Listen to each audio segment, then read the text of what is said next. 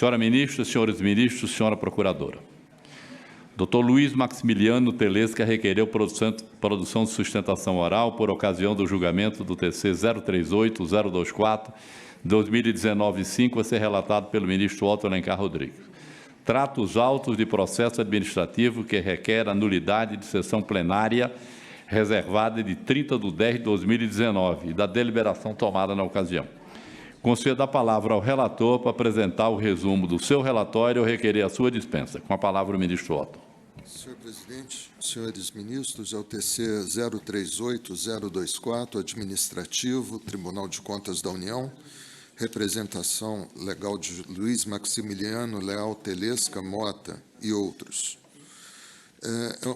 Esse processo cuida dos expedientes peças 1 e 2, dirigidos ao eminente ministro-presidente do TCU, protocolados neste tribunal pelo Procurador de Contas Júlio Marcelo de Oliveira, objetivando a nulidade da sessão plenária reservada deste tribunal, ocorrida no dia 30 de outubro de 2019 e da deliberação tomada naquela ocasião.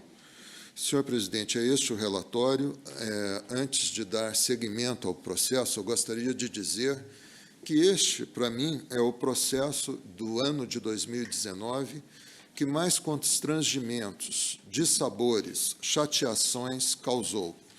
Diria também, senhor presidente, que, apesar disso, eu não costumo postergar os processos que podem ser julgados imediatamente, e considero um dever do cargo nós julgarmos os processos que estão sob nossa relatoria.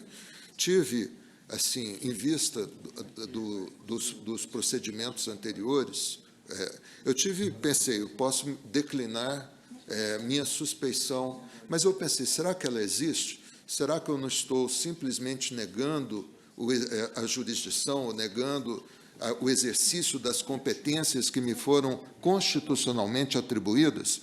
Então, pensei, vou levar o processo adiante, vamos julgar o processo. É este o relatório. Ao doutor Maximiliano Telesca para produzir a sustentação oral por 10 minutos, sem a parte, em nome do procurador junto ao TCU, Júlio Marcelo de Oliveira. Com a palavra. Excelentíssimo senhor ministro-presidente, Tribunal de Contas da União, excelentíssimo senhor ministro-relator, excelentíssima senhora ministra, excelentíssimos senhores ministros. Primeiramente, senhor presidente, eu gostaria de pedir o destaque com relação à questão do impedimento que está arguída nos autos pelo requerente. E, se fosse possível, inclusive, fazer com que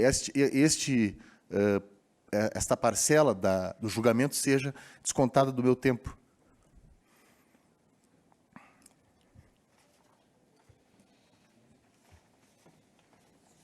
Podemos atender. Certo. Então, só para fazer brevemente, excelência, uma ponderação à questão do impedimento. Existe uma norma no regimento, na Lei Orgânica do Tribunal de Contas da União, e se mesmo não tivesse, existe no Código de Processo Civil, se fosse ele aplicável, no caso não há necessidade, que fala, e é com a mais absoluta vênia que se pede, e fazendo minhas as palavras do ministro relator, de que há um certo constrangimento com relação a que há ministros, e não vou declinar o nome de suas excelências, que têm interesse próprio na matéria. Portanto, é esse o pedido que faço, para que estes ministros não façam parte do quórum. Está em discussão o pedido do advogado. Presidente, Ministro assim, eu tratei desta questão como questão preliminar do meu voto, que será tratada, que será explanada logo no início do proferimento do voto. Poderia tratá-la, neste momento, como uma questão prejudicial ao mérito do processo, caso o plenário entenda adequado. Assim, A matéria está em discussão. O ministro Otto sugere que isso seja tratado quando do proferimento do voto, mas eu coloco em discussão.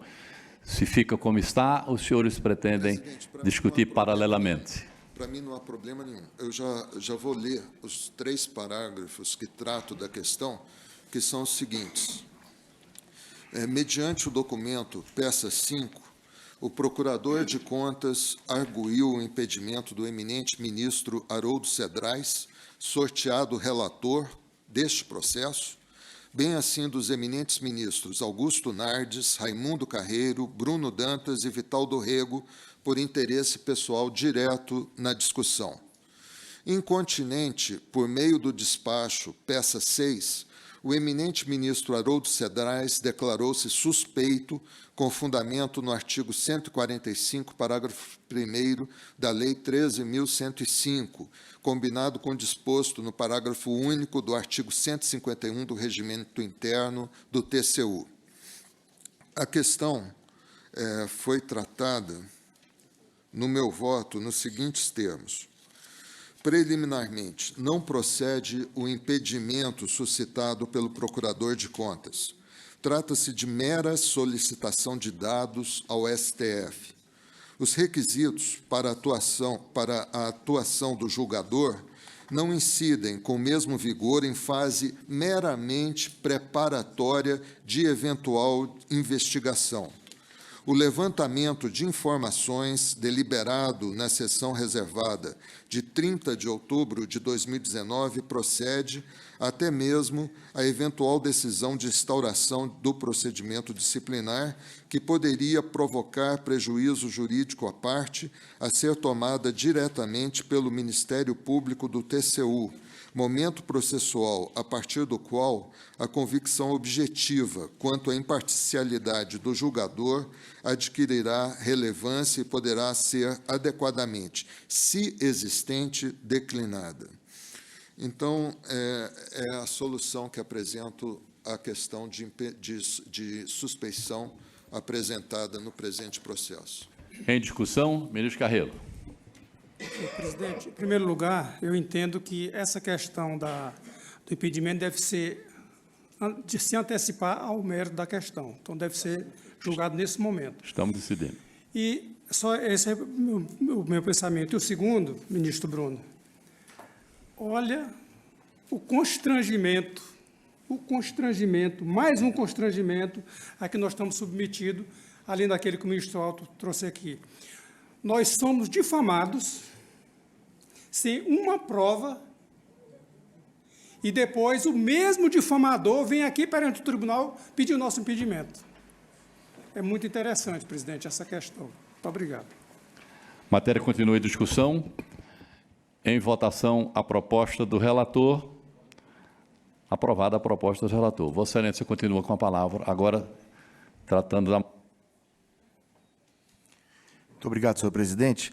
Então, primeiramente, antes de qualquer argumento teórico, jurídico a ser feito, antes de qualquer argumentação, antes de fazer qualquer tipo de retórica jurídica, técnica, o que se pede dessa tribuna, e aqui se faz de uma maneira muito respeitosa ao tribunal. Este é o Tribunal de Contas da União, que é o órgão máximo da fiscalização das contas e se encontra no topo da análise das contas desse país. Então, é com muita vênia que se pede que esse tribunal hoje reafirme a sua jurisprudência, mas reafirme a sua jurisprudência no sentido mais antigo da acepção do termo, a jurisprudência como os romanos falavam, o juiz prudente, aquele que deve julgar com cautela, aquele que deve julgar com temperança e deve julgar com racionalidade, ministro. Por quê? Porque este processo, apesar de ser um processo onde existem falas que estão sendo escrutinadas, ele é um processo que se originou de um diálogo privado, ministro Carreiro, um diálogo privado. Um diálogo onde duas pessoas privadas estavam conversando. E a intimidade, que é indevassável, acabou sendo devassada. E ninguém está feliz com esse processo. nem a relatoria, nem a presidência, nem os ilustres e excelentíssimos ministros, nem a senhora Procuradora-Geral, que saúdo agora, que acabei de fazer a saudação e esqueci de fazer a saudação de Vossa Excelência. Não há ninguém feliz com esse processo. Portanto, a jurisprudência e o juízo de temperança, cautela e prudência faz com que essa marcha ela sossegue e ela cesse. E é por isso que peço dessa tribuna não um argumento, mas uma reflexão quanto às consequências que este processo poderá ter adiante. E o primeiro argumento que faço no sentido técnico, são pelo menos 5 nulidades que existem na sessão que está sendo aqui inquinada de nulidade. São pelo menos 5. 5. A primeira delas, e fico muito feliz que essa sessão esteja feita de forma aberta, porque a primeira prejudicial ou preliminar que traria era se a sessão fosse mantida reservada. Porque são dois apenas os argumentos legais e regimentais que dizem com que a sessão seja reservada. Primeiro, preservação de direito individual da parte. O procurador, que é o requerente, não tem nenhum tipo de interesse que este processo seja mantido em sigilo. Portanto, aquela sessão que foi feita, que hoje se inquina de nulidade, é nula porque não atendeu o artigo 97. E a segunda é a preservação de interesse público. Qual é o interesse público que está aqui sendo preservado com esta sessão? Pelo contrário, no mais, haverá uma consequência final do atingimento de bens privados, de honra privada. Portanto, é nulo porque a sessão foi reservada e em razão também de não ter sido cumprido o regimento, porque não houve convocação. Não houve a forma prevista no artigo 94, parágrafo 1º. O relator, com a mais respeitosa vênia, tem interesse direto no feito. Portanto, a sessão é reservada, a sessão reservada é nula, porque não houve a obediência ao princípio da publicidade e aos próprios regramentos contidos no regimento interno do Tribunal de Contas da União. Regimento interno e lei orgânica do Tribunal de Contas. Incompetência da Corte. A Corte falece, craseado, falece competência para emitir qualquer tipo de juízo a respeito deste fato, porque existe um colegiado, criado, inclusive, para tanto que é a Corregedoria do Ministério Público de Contas. Se encontra agora, dia 2 de dezembro, houve a criação da Corregedoria do Ministério Público junto ao Tribunal de Contas da União. Esse processo, na pior de todas as hipóteses, perdeu o objeto. Por quê? O órgão imbuído da competência constitucional, que pode fazer com que seja julgado, e aqui se fala apenas para argumentar, porque não há sequer um tipo de lesão à instituição ou ao interesse público, é a Corregedoria do Ministério Público de Contas. Portanto, não há necessidade, utilidade e interesse de agir mesmo do Tribunal de Contas da União a respeito deste fato. Portanto, falece a instituição, a competência. A ausência de utilidade, eu já falei, e a ausência de interesse público. Não se está falando de interesse da instituição Tribunal de Contas da União. E aqui eu peço a absoluta vênia possível. São as pessoas privadas que foram eventualmente atingidas. A ilicitude do objeto. Nós estamos a tratar de um inquérito, inclusive, que tem sido objeto de muitas críticas na academia, tem sido objeto de críticas na esfera política e na esfera jurídica desse país. E o advogado não pode ter receio de dizer a verdade, ou o que lhe parece ser a verdade. Este inquérito, mesmo no Supremo Tribunal Federal, é passível de muitas críticas. É o objeto, o que está sendo escrutinado, sindicado no Supremo Tribunal Federal, sequer houve um pronunciamento final. Prova nula. Prova que foi buscada por meio de invasão de privacidade, de rede privada de correspondência. Ilicitude do objeto. Incompetência da Corte. Publicidade não observada. impedimento dos ministros. Se não há interesse próprio, eu não sei o que há. Porque, ao fim e ao cabo, haverá, na verdade, um eventual processo que interessará às pessoas privadas e não ao interesse público. Senhor presidente, a ausência de contraditório, a sessão reservada, ela não foi intimado o requerente desse processo, desta representação, desta petição, ou aquele que estava a ser escrutinado,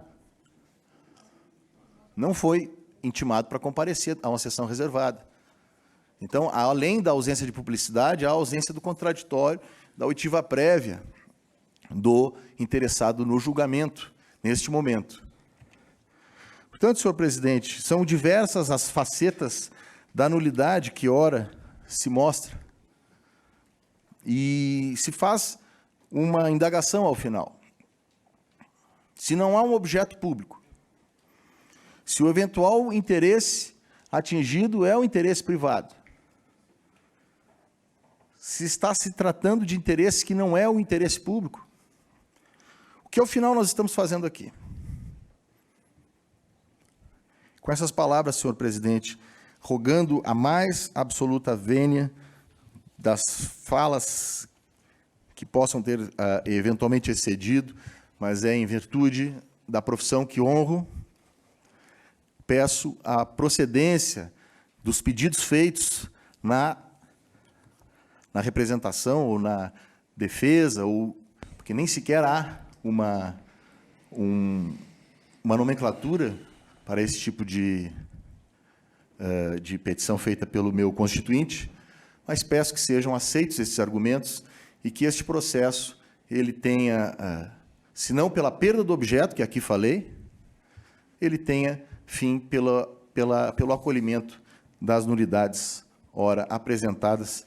Me despeço agradecendo a atenção de Vossa Excelência. Agradeço ao doutor Luiz Maximiliano, e com a palavra o relator para apresentar o resumo do seu voto e a minuta de acordo.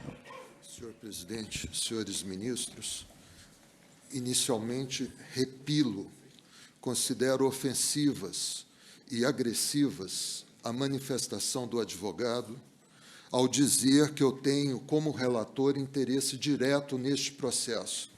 Considero extremamente mal colocada a frase, a alegação, ofensiva e questiona a minha posição de relator neste processo, porque em nenhuma situação, tivesse eu interesse direto no processo, estaria agora a me manifestar. Senhor presidente, não foi com Vossa Excelência. Senhor, me desculpe, eu queria que o senhor colaborasse. O senhor continua com a palavra. Não, senhor presidente, é assim, ele falou e pode verificar na gravação da sessão. Ele disse que o relator tem interesse direto neste processo. Nunca tive interesse direto em processo que, nesta casa, eu relatei. E o presidente é testemunha do seu constrangimento em cumprir o seu dever. Vossa Excelência continua com a palavra para ler o acordo. Meu voto é o seguinte: trata-se de processo administrativo autuado em razão de apresentação pelo procurador Júlio Marcelo de Oliveira dos expedientes constantes das peças 1 e 2, dirigidos ao eminente ministro-presidente do TCU, com fulcro no artigo 28, inciso 14 do Regimento Interno, que optou por sortear relator para submetê-los à apreciação do plenário. Inicialmente, senhor presidente, quero crer que o tratamento inicial da questão em sessão reservada dizia respeito aos interesses que se viram atingidos, interesses de honra, de ofensa à personalidade de várias pessoas interessadas no processo. Uma das peças que foram apresentadas diz respeito à manifestação do procurador do Tribunal de Contas, no sentido de que abria mão de qualquer sigilo, mesmo que existissem outras pessoas que tivessem sido ofendidas nesta casa em relação às questões que foram manifestadas. Dito isto, senhor presidente, como disse inicialmente, incontinente Após suscitado o impedimento, o ministro Haroldo Cedrais declarou-se suspeito com fundamento na Lei 13.105. Foi promovido, então, por Vossa Excelência, novo sorteio e foi a mim atribuída a relatoria deste processo.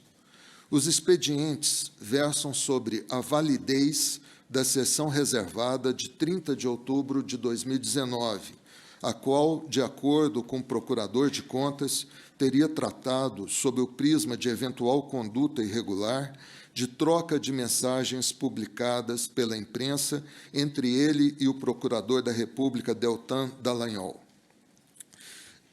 Ainda segundo o autor dos expedientes, na ocasião, esta Corte teria deliberado promover diligência ao excelentíssimo ministro Alexandre de Moraes, com o intuito de obter o acervo de supostas conversas entre os dois procuradores, apreendido pela Polícia Federal, para que seja encaminhado à Procuradoria-Geral de Contas junto ao TCU. O procurador Júlio Marcelo requereu a declaração de nulidade da sessão e da deliberação, bem assim a atribuição de efeito suspensivo às petições, com amparo nos muitos argumentos que foram aqui declinados pelo advogado e que vou, por economia de tempo, evitar novamente declinar. A partir disso, mediante o despacho peça 10, solicitei à Secretaria das Sessões a juntada aos autos da ata 10 de 30 de outubro de 2019, a qual fiz anexar a peça 11, da qual transcrevo excerto a seguir. O ministro Bruno Dantas submeteu ao colegiado proposta para que o tribunal solicitasse ao ministro Alexandre Moraes, do Supremo Tribunal Federal, relator do inquérito 4.781, instaurado pela portaria GP 62, o compartilhamento dos diálogos travados entre o procurador do TCU e o procurador da República. Recebida a resposta à solicitação mencionada, a documentação deverá ser encaminhada ao Ministério Público junto ao TCU, caso seja cabível representação acerca dos fatos objeto dos referidos diálogos. No mesmo dia em que os autos foram restituídos ao meu gabinete, o Procurador de Contas carreou aos autos novo documento, por meio do qual renuncia ao sigilo conferido à discussão travada nestes autos. Eis a questão, passo a decidir. Preliminarmente, já tratamos, conheço dos expedientes apresentados pelo Procurador Júlio Marcelo como a petição a que se refere. De fato, houve sessão reservada onde a solicitação do ministro Bruno Dantas foi apreciada e aprovada pela unanimidade do plenário. No caso, o direito à publicidade dos atos processuais tem, basicamente, duas funções: proteger as partes contra juízos arbitrários e secretos e permitir o controle da opinião pública sobre o exercício da atividade jurisdicional. Porém, nenhum direito é absoluto. O artigo 5º da Constituição autoriza a lei a restringir a publicidade dos atos processuais nos casos em que a defesa da intimidade ou o interesse social assim o exigirem. O artigo 93, por sua vez, permite a limitação da presença nos julgamentos às partes e seus advogados, para a preservação do direito à intimidade.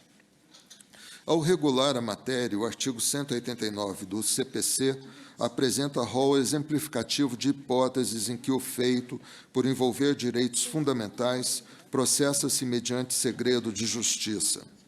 Em consonância com o CPC, o artigo 97 do Regimento autorizam sejam reservadas as sessões sobre casos em que o sigilo, a respeito das questões a serem debatidas, for necessário à preservação dos direitos individuais e ao interesse público. No caso dos autos, não havia sequer indícios, em posse do TCU, a implicar o procurador no cometimento de violações. Nessas circunstâncias, dar publicidade à discussão poderia expor, sem necessidade, o membro do parquê especializado, sem embargo de ventilar supostas acusações contra ministros da Casa.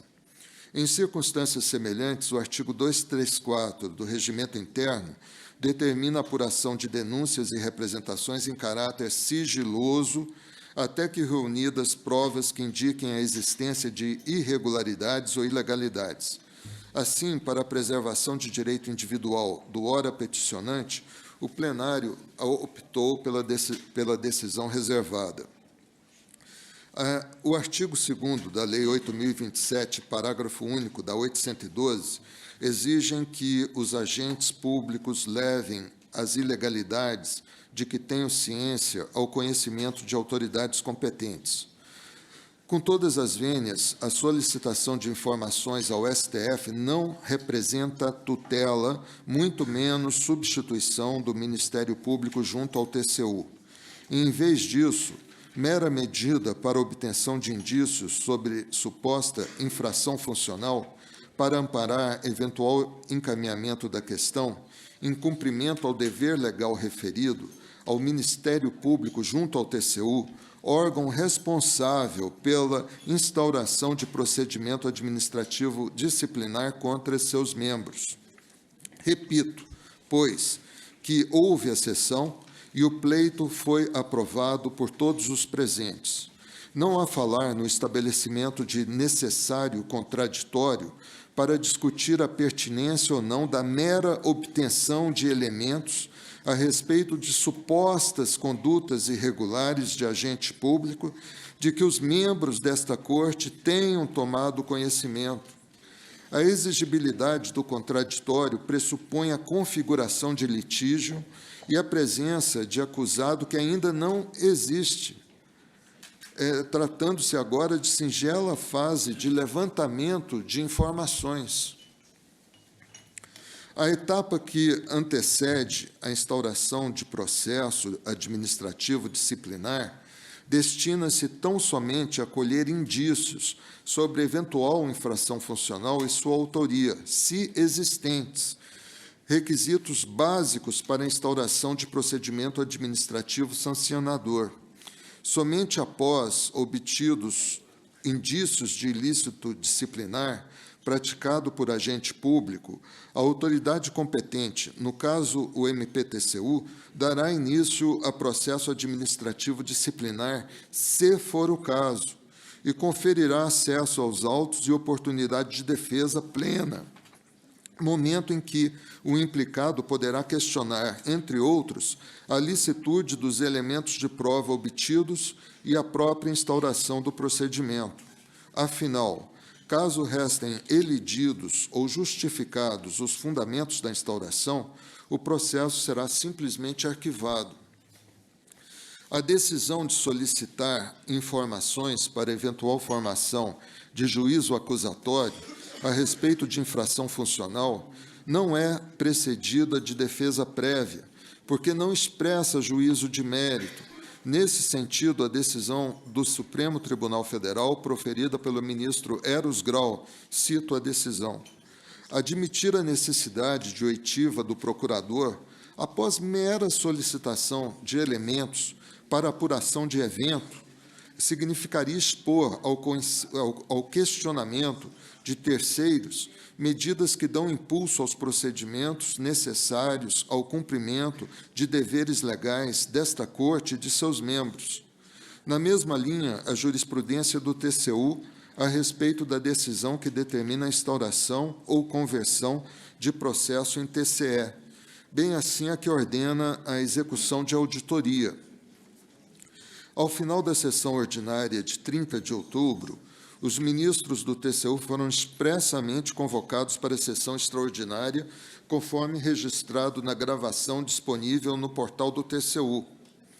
O artigo 98 do regimento estabelece o prazo de 24 horas para a convocação de sessões extraordinárias. Mas, no parágrafo 1º, estabelece exceções, que permite a interrupção da sessão ordinária para a realização de sessão extraordinária de caráter reservado. Ora, se o plenário pode até mesmo interromper a sessão ordinária ostensiva para realizar sessão reservada, não convocada, com antecedência, quanto mais marcar a reservada para iniciar logo após o término da primeira, da ordinária. Não há falar em nulidade sem prejuízo, pas de nullité sans griffe, conforme dispõe o artigo do Código de Processo Civil. Neste sentido, o eventual vício da convocação em relação a prazo ou explicitação de motivos haveria que ser suscitado pelos destinatários, no caso, os ministros do TCU, na hipótese de se considerarem prejudicados, o que não ocorreu, certamente porque julgavam estar suficientemente informados e preparados para discutir a matéria. São incontáveis os casos em que ministros desta Corte apresentam proposições na forma de comunicações ao plenário, de adoção de procedimentos para obtenção de informações, algumas delas em decorrência de fatos noticiados pela imprensa, situação que bem se confirma ao caso tratado nestes autos, sem que antes tenha havido inclusão em pauta, autuação de processo, sorteio de relator, instauração de contraditório e ampla defesa. À guisa de exemplo, cito as várias comunicações apresentadas recentemente. Deliberações com essa feição contam com previsão regimental. O artigo 103, proceder-se-á em seguida ao expediente para comunicações, indicações, moções e requerimentos, os quais, quando couber, serão objeto de deliberação do plenário e incluídos em ata. Em regra, proposições de providências apresentadas ao plenário do TCU dizem respeito ao controle externo desempenhado por esta Corte de Contas. Entretanto, não há óbice legal, nem regimental, a que se destinem à obtenção de subsídios para eventual adoção de medidas concernentes a condutas de agentes públicos de que os ministros tenham notícia, no intuito de cumprir o dever estabelecido na Lei 8.027 e na Lei 812. As normas a respeito de impedimento e suspeição se dirigem ao julgador e não a quem propõe a apuração de fatos supostamente ilícitos, da mesma forma que não se aplicam a denunciantes e representantes no âmbito do controle externo, nem a querelantes, denunciantes e informantes no âmbito do direito penal. A licitude, a prestabilidade dos documentos solicitados é questão jurídica relevante, que merece ser analisada pelo Ministério Público do TCU, no processo disciplinar eventualmente instaurado, e pelo próprio STF, ao apreciar o pedido do TCU, que eventualmente será feito. Evidente que se a Corte Suprema, no alto da sua magistratura e de sua erudição, entender descabida a solicitação por vício de constitucionalidade, dará a ela a resposta merecida.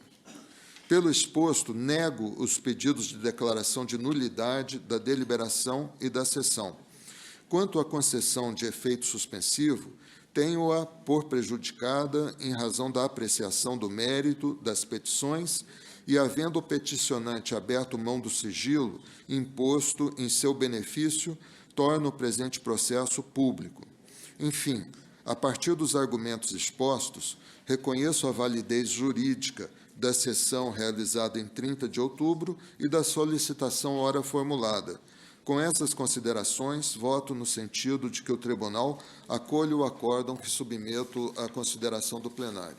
O acórdão é, preliminarmente, considerar improcedente a arguição de impedimento dirigida aos ministros Augusto Nardes, Raimundo Carreiro, Bruno Dantas e Vital do Rego. Conhecer dos expedientes como petição, negar os pedidos de nulidade da sessão reservada de 30 de outubro e da deliberação adotada na ocasião, considerar prejudicado o pedido de concessão de efeito suspensivo e tornar público o presente processo. É como voto, senhor presidente. Matéria em discussão. Com a palavra, a procuradora. Obrigada, senhor presidente. Bom dia a todos. Inicialmente, antes de a questão ser aberta para discussão dos ministros, que sei que eventualmente haverá, Apenas para esclarecer que o advogado, quando falou da tribuna, ministro Otto Alencar Rodrigues, ele não se referia ao seu impedimento para relatar o processo de hoje. Ele se referia ao impedimento, eventual impedimento do ministro Bruno Dantas na sessão do dia 30. Apenas para que Vossa Excelência fique tranquila, não houve nenhuma intenção de lhe ofender ou trazer qualquer suspeita sobre a sua atuação, que todos sabemos é sempre muito correta e justa. Okay? Obrigada. Matéria continua em discussão. Ministro Sherman. Obrigado, senhor presidente, senhora ministra, senhores ministros, senhora procuradora-geral. Não preciso dizer que o caso é extremamente delicado, né? E a minha posição aqui é estritamente técnica, assim, é quase como um robô, né? Analisando as questões jurídicas envolvidas, né?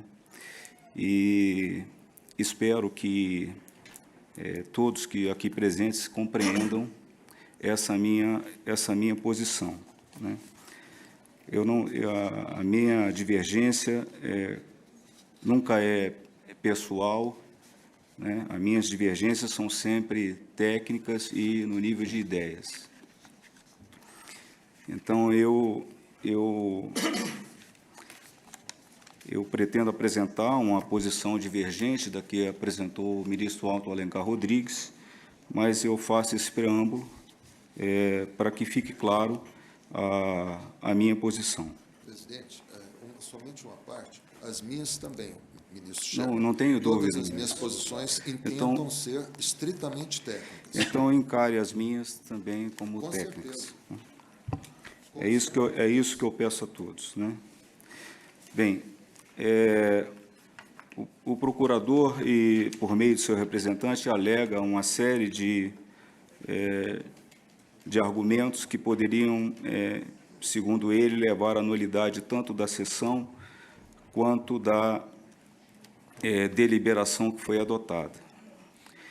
Eu não pretendo examinar todas, pretendo examinar algumas, né, que, na minha visão, elas tornariam nula a deliberação que foi tomada naquela sessão. A principal delas é o fato de que a solicitação desses documentos ao Supremo, ela visa a apuração de conduta funcional. E não há dúvida sobre isso, tanto é que o que se propõe é um possível encaminhamento ao Ministério Público junto ao TCU. E o que ocorre é que o Tribunal de Contas da União, ele não tem competência para realizar nenhuma ação que vise a apuração de conduta funcional dos membros do Ministério Público junto a esta Casa, inclusive iniciativas de obter documentação para encaminhar ao Ministério Público. Então, segundo a lei orgânica do Ministério Público da União, que se aplica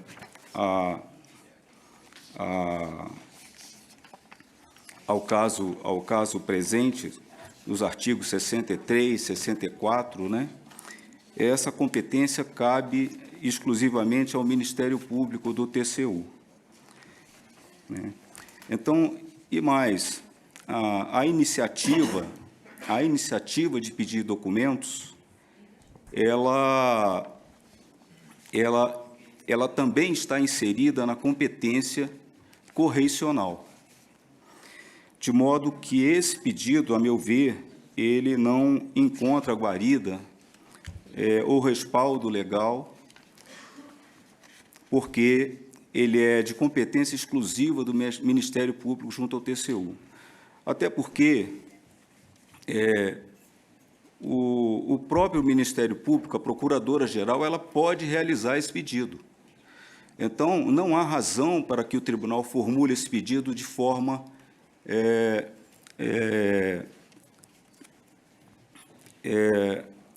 infringindo as competências do Ministério Público. O que o tribunal deveria fazer é deixar que o Ministério Público, que tem essa competência, decidir se vai adotar essa medida de pedir esses documentos ou não. Então, eu tenho que... Como? Como? O tribunal tem o poder de ter a prerrogativa de representar ou o tribunal não pode fazer nada?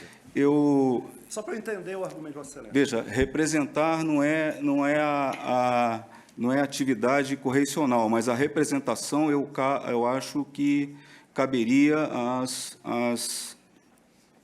às pessoas que se sentirem ofendidas. Ministro Sherman, me permita só recordar, porque parece que nós estamos a sofrer uma amnésia coletiva aqui.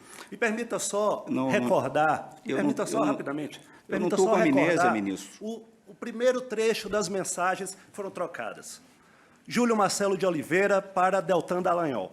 Meu amigo, se o Ginhagelo for realmente delatar, quero fazer uma sugestão/pedido. Sugestão/pedido de um procurador de contas do tribunal, a autoridade que comandava uma eventual delação premiada a ser negociada. Ministro Bruno. Presidente, me permita, perdão. Incluir com detalhes e provas os ministros do TCU. No final, ministro Sherman, só me permita mais uma leitura. Às 8h03, segue a seguinte mensagem. Se a delação do GIN jogasse luz sobre o TCU, também seria muito bom para o país. Esse é o conteúdo da mensagem. Eu queria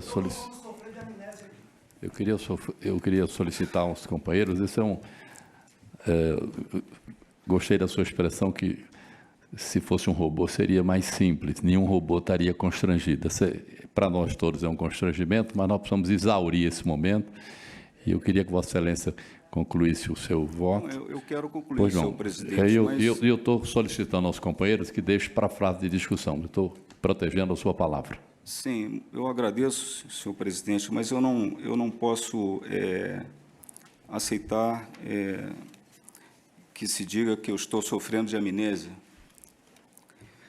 Então, mas fora isso, eu... Peço desculpa a Vossa Excelência, eu não me referi a Vossa Excelência. Obrigado. Eu estou dizendo que a amnésia é coletiva, porque todos nós estávamos na sessão, foi deliberado.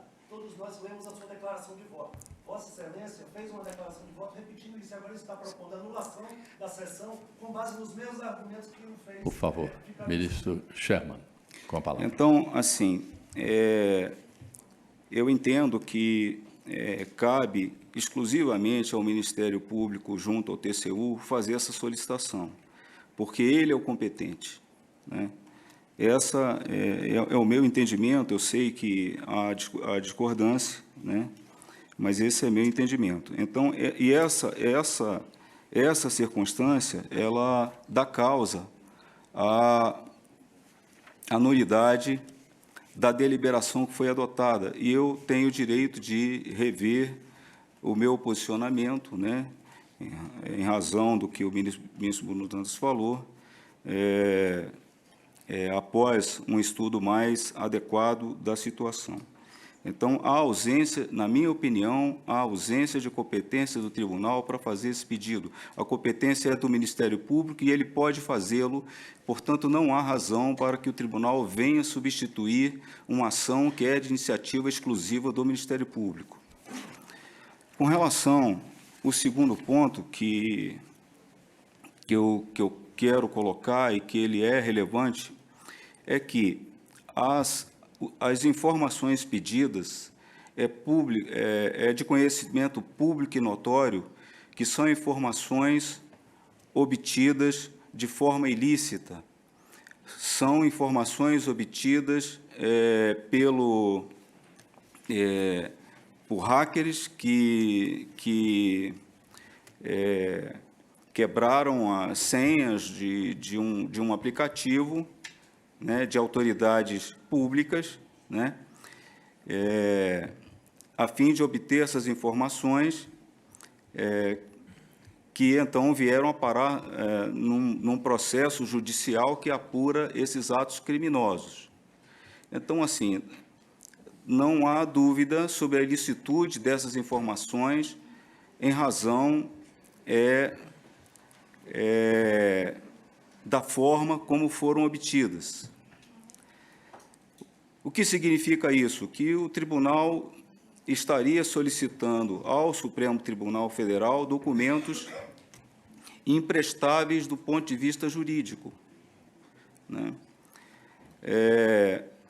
Esses documentos, eles não podem vir, na minha opinião, a sustentar nem o início de um processo eventualmente disciplinar no âmbito do Ministério Público junto ao TCU. Até porque eu quero relembrar que a lei de abuso de autoridade impede, e ela vai entrar em vigor em janeiro,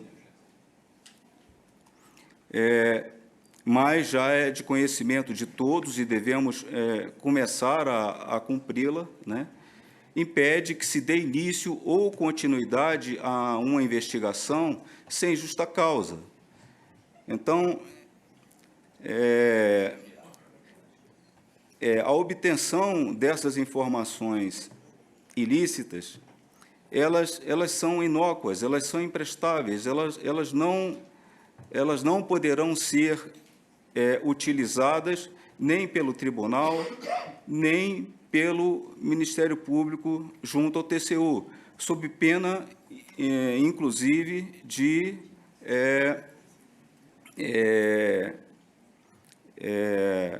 instauração de um processo criminal, né, por quem vier a usá-las.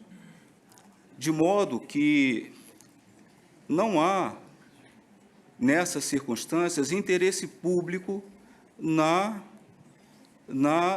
nesse pedido de informações ao Supremo Tribunal Federal. Se não há interesse público, a deliberação também ela precisa ser considerada nula, né?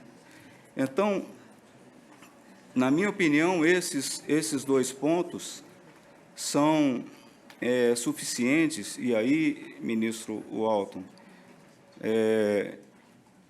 muito embora a qualidade do voto que Vossa Excelência trouxe ao conhecimento do plenário, que demonstra toda a sua qualificação jurídica e sua sua técnica jurídica e muito mais a sua experiência na condução desses processos, e eu quero louvar o voto que Vossa Excelência trouxe, mas eu tenho divergência, principalmente nesses dois pontos. Eu penso que melhor seria que o tribunal deixasse, a critério do Ministério Público junto ao TCU, adotar as iniciativas necessárias, acolher esses elementos, para, se assim decidir, instaurar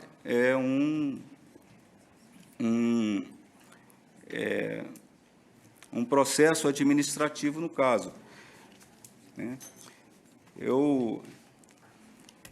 Eu até pediria, senhor presidente, eu não vi o Ministério Público junto ao TCU se manifestar sobre esses pontos, sobre a sua competência. Eu até gostaria de ouvir o Ministério Público sobre esse ponto, o que a Procuradora-Geral pensa, né, sobre esse aspecto, se ela entende que ela mesma pode solicitar esses documentos, se ela entende que ela é a pessoa competente para fazer essa solicitação. Eu gostaria de saber, porque esse é o ponto que estamos discutindo aqui.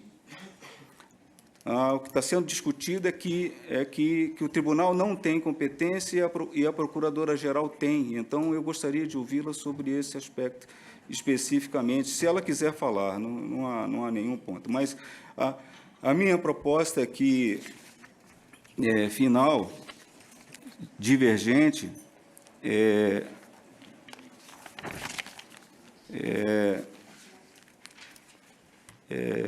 repisando e reforçando o que eu disse no início, a minha avaliação técnica, respeito a todos nesse plenário, né? Mas a minha proposta é de conhecer do expediente formulado como petição e declarar nula a deliberação adotada na sessão reservada de 30/10/2009. É a minha proposta, senhor presidente. A matéria está em discussão, a proposta do ministro Sherman. Com a palavra a procuradora. Obrigada, senhor presidente. Quanto à questão em discussão, eu entendo, sim, que a competência é do Ministério Público para avaliar eventual infração funcional do servidor. O que se discutiu naquele momento, naquela sessão, era da possibilidade de o tribunal coligir elementos, ver se realmente existiu alguma coisa e representar ao Ministério Público. Mas, de fato, não há essa necessidade de o tribunal representar, como disse o ministro Sherman. Porque o tribunal, na verdade, como instituição, no meu modo de ver, não foi atingido. Foram pontuais, né? Foram alguns ministros, foram citados e teriam se sentido ofendidos pelas degravações ilegais, conforme acentuado pelo ministro Sherman. Tanto que a proposta é que seja encaminhada... Tem até uma proposta do ministro Sherman no teve um voto revisor, né, que é do ministro Sherman e do ministro Benjamin, que pedia, então, que se os elementos fossem encaminhados ao tribunal, eles fossem encaminhados não ao tribunal, diretamente ao Ministério Público, para que ele, então, fizesse essa avaliação. Eu acho que a maneira mais correta seria assim, eventualmente, se o Ministério Público entendesse por requisitar esses elementos, ou por meio do corregedor, ou pela própria Procuradora-Geral, a gente requisita e fazer a análise se há elementos efetivamente para a instauração de um processo administrativo disciplinar. Porém, o plenário é soberano para decidir. Caso venha a decidir pela validade da sessão, eu gostaria de pedir aos ministro Alton, que esses elementos, se forem requeridos pelo tribunal, eles sejam encaminhados diretamente ao Ministério Público para que ele possa fazer essa avaliação de forma isenta e não ao tribunal. Então, é isso que eu peço. Obrigada. Matéria está em discussão. Ministro Otto, o relator. Senhor presidente, senhores ministros, inicialmente cumprimentar o ministro Sherman. O ministro Sherman é um paradigma de julgador do Tribunal de Contas da União, respeitado e admirado por todos nós. Dizer, senhor presidente, que em qualquer país civilizado, e ao dizer país civilizado, refiro-me aos Estados Unidos, à Alemanha e muitos outros países, julgamentos desse naipe jamais seriam realizados em público. O Brasil, que é o país que mais sabe, estabeleceu cláusula constitucional no sentido de que todos os julgamentos serão públicos. A coleta de dados e informações é pública, mas o julgamento deveria ser privado. De qualquer forma, é a realidade em que vivemos. Jamais, senhor presidente, vi o Tribunal de Contas da União tão manietado na obtenção de informações. Assim, com todas as vênias ao ministro Sherman, assim, o que se tratou, ministro Sherman, foi a atribuição de crimes aos ministros do Tribunal de Contas da União. Crimes. Ou seja, verdadeiros, falsos, têm de ser verificados. Ou seja, o tribunal tem competência, sim, assim, o tribunal tem de verificar, e, assim, é como se conferisse idoneidade, como se conferisse absoluto isenção da apreciação de fatos pelo simples fato de constar procurador, membro do Ministério Público na história. Assim, não é isso. O tribunal tem competência plena e essa competência será avaliada e examinada no âmbito do Supremo Tribunal Federal. Assim, eu considero, mantenho a íntegra da minha posição, senhor presidente. Ministro Bruno. Em seguida, o ministro Nardo. Presidente, eu queria primeiro reiterar o pedido de desculpas ao ministro Sherman. Não tive nem de longe intenção de fazer qualquer declaração ofensiva à Sua Excelência. O que eu quis dizer, presidente, foi que todos nós estivemos, salvo Vossa Excelência, que não estava aqui, a ministra Ana Reis presidia com competência a sessão, mas todos nós estávamos aqui, nós nos recordamos exatamente do que aconteceu na sessão. Todos nós sabemos. Todos nós sabemos o que foi dito, por quem foi dito, de que maneira nós concluímos que era melhor que o plenário fizesse a requisição. Todos nós sabemos, ministro Sherman, e todos nós sabemos também as discussões, inúmeras discussões que houve sobre os termos da ata, exatamente para refletir com exatidão o que foi decidido aqui. Há, inclusive, na ata da sessão, uma expressão que foi sugerida, eu não sei se por Vossa Excelência ou pelo ministro Benjamin, se cabível representação, que seja encaminhada ao Ministério Público. Por quê? Exatamente porque é um antecedente lógico. O tribunal primeiro pede as informações para verificar se realmente... Isso foi dito aqui, presidente. É por isso que eu estou falando de amnésia coletiva. Isso foi dito aqui. Olha, nós não sabemos sequer se os diálogos existiram. Então, vamos solicitar os diálogos, o tribunal vai verificar e, caso cabível, o tribunal vai formular a representação. E, presidente, me parece que o advogado com competência tentou nos incutir aqui no debate uma falsa premissa.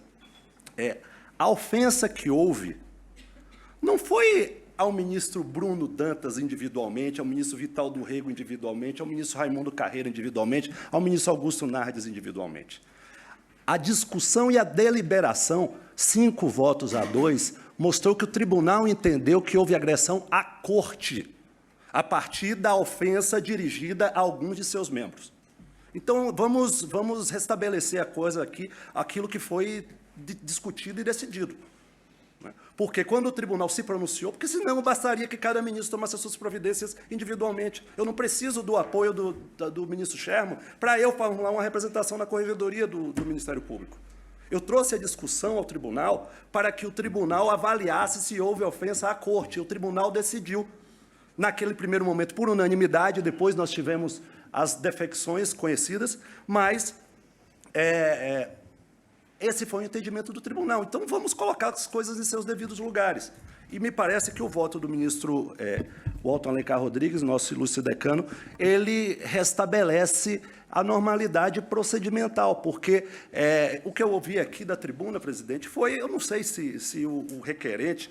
ele não conhece o processo de contas, mas houve uma verdadeira confusão entre representação, não estou falando do advogado, evidentemente que eu respeito muito a pessoa do advogado, mas houve uma completa tentativa de confundir o tribunal sobre o que é representação e o que é jurisdição.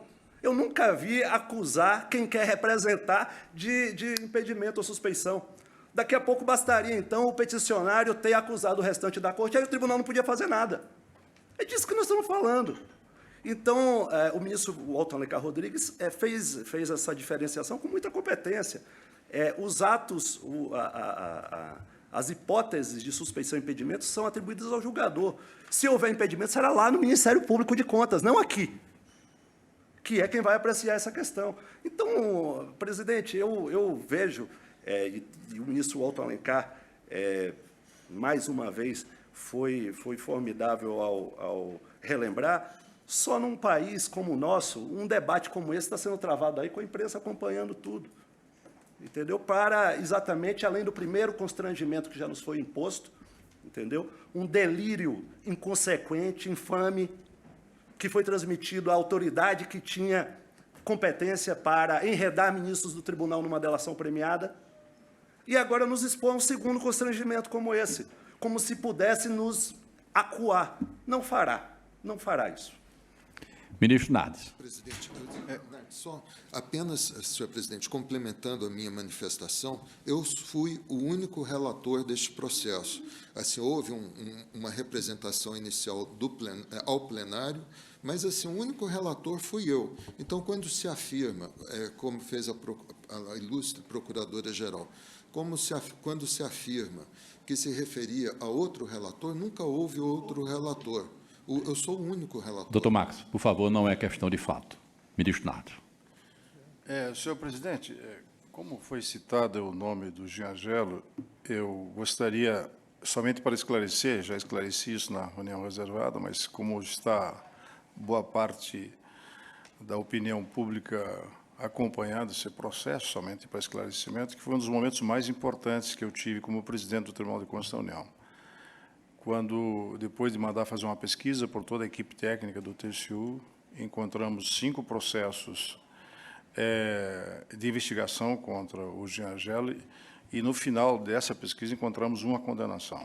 Diante disso, fizemos uma reunião, participaram vários ministros que estão aqui presentes na época, que estavam aqui como ministros, e tomamos a seguinte decisão, de comunicar ao presidente do Senado, do Congresso Nacional, que nós não daríamos posse ao Jean Angel.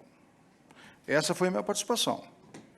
2 anos depois, o senhor procurador tem uma conversa com o Deltan Dallagnol, dizendo que nós tínhamos cometido crime. Ou seja, tomamos uma decisão corajosa, vejam só, dizer ao presidente do Congresso Nacional, não vamos dar posse. Isso é crime? Para preservar o Tribunal de Contas da União? E o procurador, 2 anos depois, comunica ao Deltan Dallagnol que nós tínhamos cometido equívocos.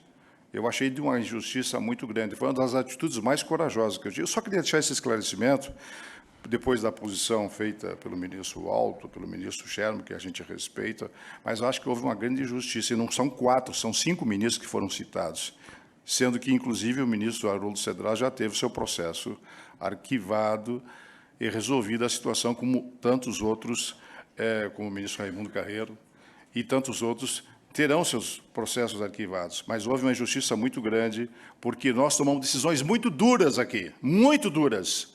E as nossas decisões, a gente encontra muitas pessoas contrariadas, então tem que ser preservada a identidade e, além disso, a dignidade dos ministros do Tribunal de Contas da União. Senhores ministros, a matéria foi suficientemente... Ministro Otto, ministro Sherman. Ministro... Senhor presidente, para dizer ao ministro Bruno Dantas que eu acolho com alegria as desculpas que ele formulou, e também para dizer à sua excelência que o que foi dito lá naquela sessão está sendo agora rediscutido. Esse é o ponto. Está sendo rediscutido para se verificar se mantém ou não aquilo que foi lá decidido, né?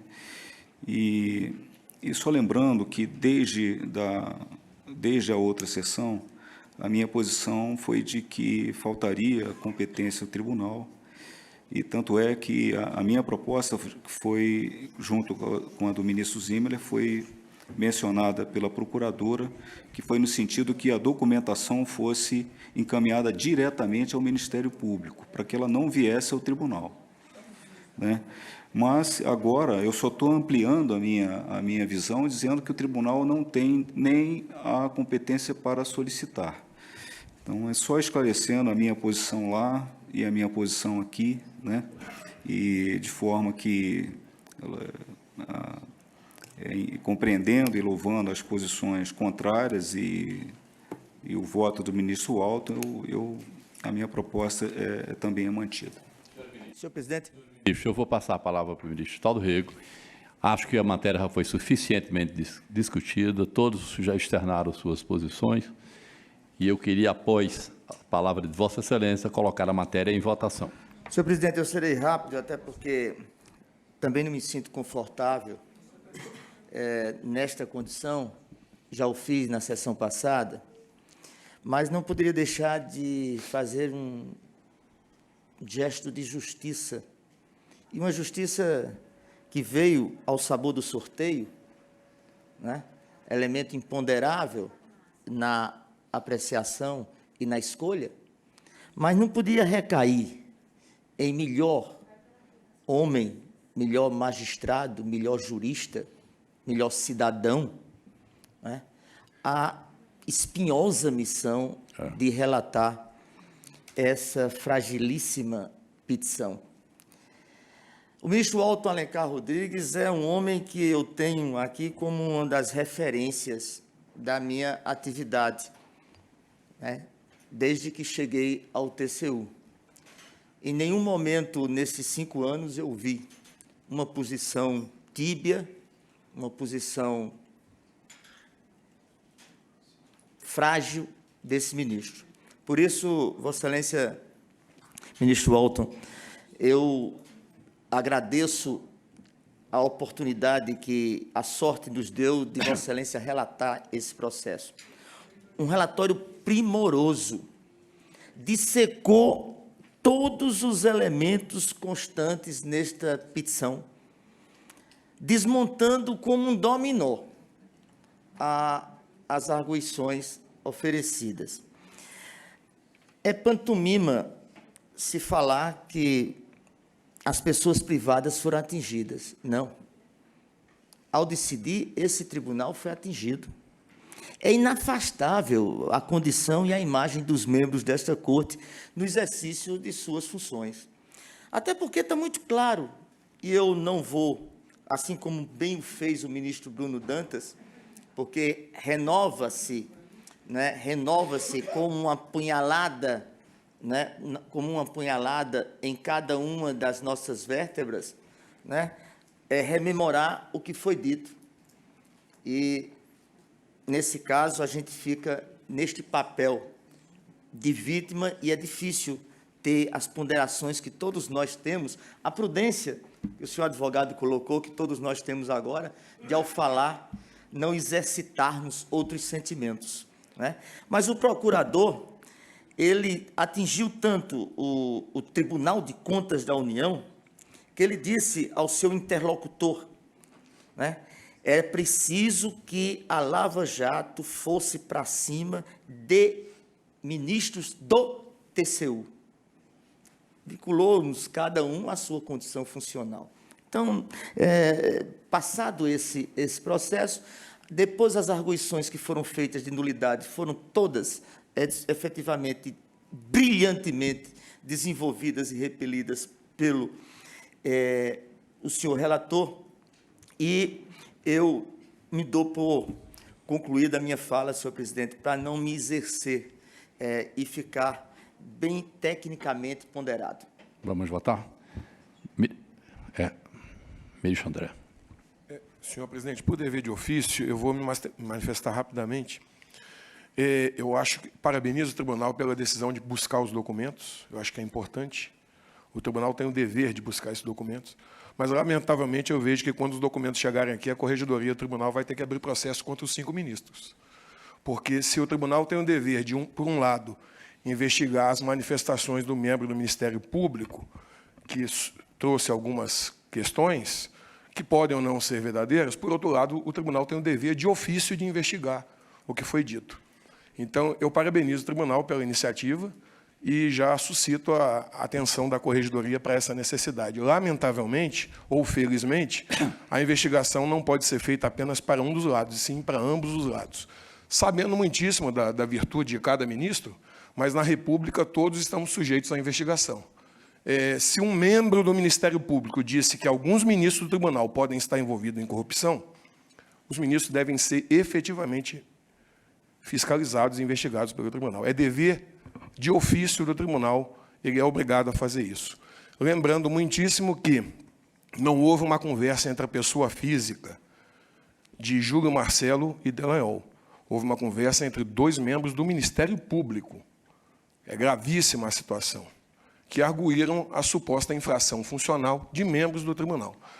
Não vejo constrangimento ao TCU, porque o tribunal é a instituição. Os membros do tribunal são apenas os que titularizam os cargos. Se alguém cometeu alguma falha, que deva pagar. A Lava Jato deve investigar a todos, em qualquer grau que ocupe na República. Parabenizo o tribunal. Agradeço a Vossa Excelência e vou colocar em votação. Existem 2 propostas, a proposta do ministro Sherman e a proposta do relator, ministro Walter Alencar Rodrigues. Como vota o ministro Marcos Benquerê? Obrigado, senhor presidente. Realmente é uma situação bastante difícil e constrangedora. O ministro Sherman trouxe 2 argumentos que me fizeram pensar bastante, né? E são argumentos de peso. Mas eu ponderando aqui, os meus pensamentos e a minha posição, quando houve as mensagens, me parece que não houve ofensa individual a pessoas, houve ofensa a um colegiado. Eu entendo que o tribunal ficou numa posição, né, de ofendido, e o próprio tribunal tem que ter elementos para fazer essa apuração. Eu acho que, na hora que a ofensa foi ao colegiado, ao órgão, eu acho que aí atrai a competência do TCU para buscar essas informações, mesmo porque o ministro André falou muito bem, a ofensa pode ter havido infração dos dois lados. Então, buscar informações é importante.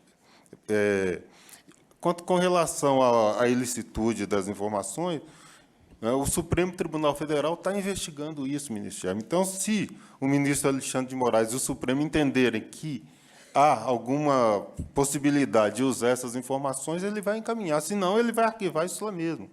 É óbvio que o ministro Alto falou muito bem no voto, é óbvio que se o Supremo Tribunal entender que há ilicitude nesse conteúdo, ele não vai usar para nada, muito menos para encaminhar para o TCU, para o Ministério Público junto ao TCU, para usar essas informações. Se o Supremo encaminhar, por óbvio que ele está dando alguma validade a essa informação e não vai caber a gente aqui a discutir isso, porque... Né?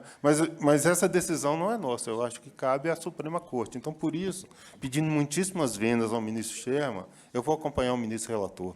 Agradeço. Ministro Sherman, o voto é conhecido. Ministro Vital, por favor. Com o relator. Ministro Bruno Dantas. Com o relator, presidente. Ministra Ana Reis. Com o relator. Ministro Raimundo Carreiro. Ministro Nardes. Matéria conhecida, votação. Agradeço ao senhor. Aprovado o parecer do relator. Ministro Otto, Vossa Excelência.